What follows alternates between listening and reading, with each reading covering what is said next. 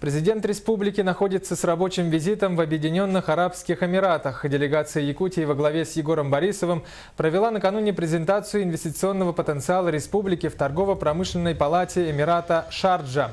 Отметим, что в состав этой палаты входит около 50 тысяч предприятий и организаций. Здесь создано почти 2 десятка промышленных зон, функционируют 2 морских порта, весьма преуспевает сфера туризма и отдыха.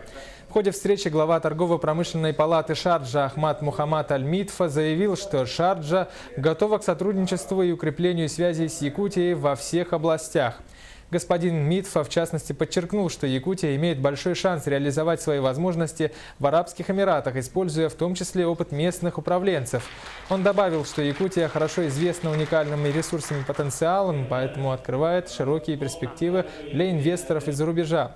В свою очередь, Егор Борисов сделал вывод, что природные богатства, которыми владеет республика, в будущем должны дать ей возможность достичь такого же бурного экономического подъема, как в Арабских Эмиратах.